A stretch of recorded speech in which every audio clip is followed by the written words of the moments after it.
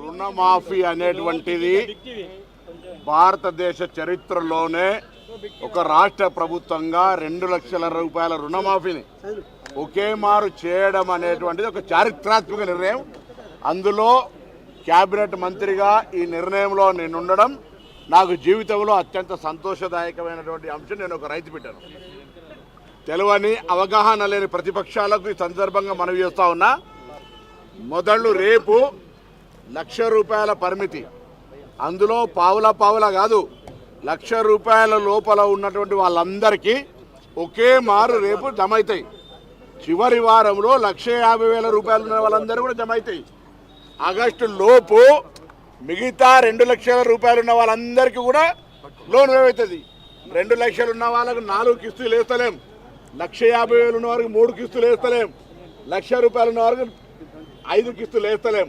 ఒక్కటేసారి రైతు పేరు మీద ఉన్న అమౌంట్ను 3 పద్ధతులల్లా ఆర్థిక పరిస్థితి టీఆర్ఎస్ పార్టీ ఒక పూర్తిగా లోపభూయిష్టంగా ఆర్థికపరమైనటువంటి మేనేజ్మెంట్ లేక చాలా ఇబ్బందులు ఉన్నప్పటికీ కూడా సమర్థతతోటి అన్ని రకాలుగా ఆలోచనలు చేసి ఇవాళ ఇంత పెద్ద గొప్ప నిర్ణయం తీసుకుంటే ప్రశంసించాల్సినటువంటి వాళ్ళు విమర్శ చేస్తూ ఉన్నారంటే వాళ్ళ కుహనభూతి, వాళ్ళకు ఉన్నటువంటి రాజకీయ అవగాహన అర్థమవుతా ఉంది.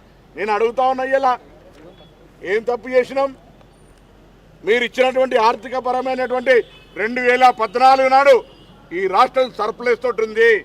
ఇలా 7 లక్షల కోట్ల అప్పుతోటి చేసినప్పటికి కూడా ఇప్పటికే ఇలా గౌరవ ముఖ్యమంత్రి గారు చెప్పినారు, ఇప్పటికీ 7 నెలలల్లా అభివృద్ధికి సంబంధించిన పనులు పక్కన పెడితే సంక్షేమం పేరు మీద 29,000 కోట్ల రూపాయలని మరి మేము పంపడం జరిగింది. ఆర్టీసీ మంత్రిగా ఈరోజు మహిళలకు సంబంధించి 62 కోట్ల మంది మహిళలు ఈ రాష్ట్రంలో ప్రయాణం చేస్తూ ఉన్నారంటే 2,150 కోట్లను మహిళలకు సంబంధించిన ఆర్టీసీకి ఇలా రాష్ట్ర ప్రభుత్వం జమ చేసింది.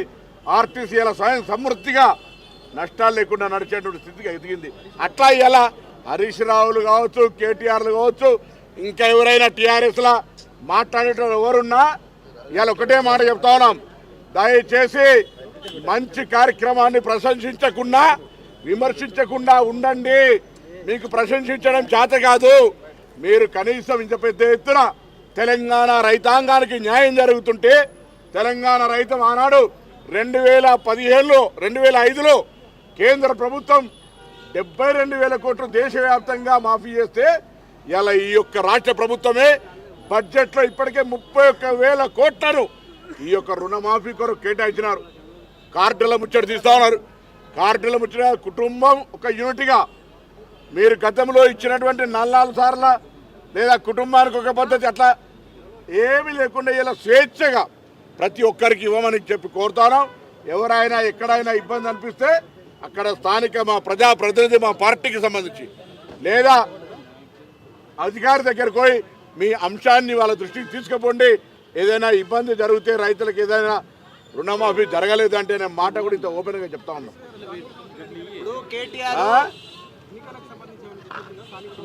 ఏం లేదు, ఒక రేపు ఓన్లీ రుణమాఫీ అనేటువంటిది ఒక చారిత్రాత్మక ఘట్టం.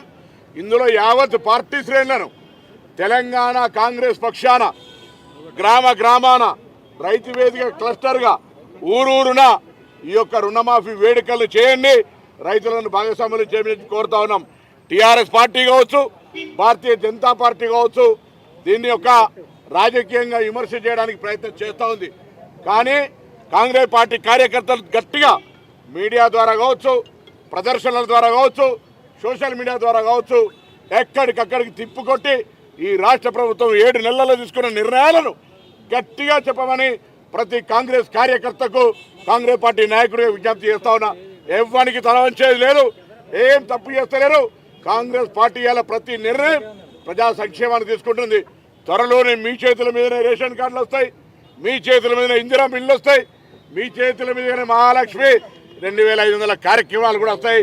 అన్ని కార్యక్రమాలు జరుగుతాయి. ఓపిక పట్టండి. 10 ఏళ్ళు చేయలేనోడు రాష్ట్రంలో కేంద్రంలో అధికారం నుండి చేయనోడట 7 నెలల్లో ఏం చేసినా అడిగితే ముందు మీరు 10 సంవత్సరాలు ఏం చేసినారో జవాబు చెప్పినాకనే ప్రశ్నించమని అడిగే విధంగా ప్రతి గ్రామాల కాంగ్రెస్ కార్యకర్త ధైర్యంగా ప్రతిపక్షాలకు జవాబు చెప్పే విధంగా ఉండమని సందర్భంగా కోరుతా ఉన్నాను.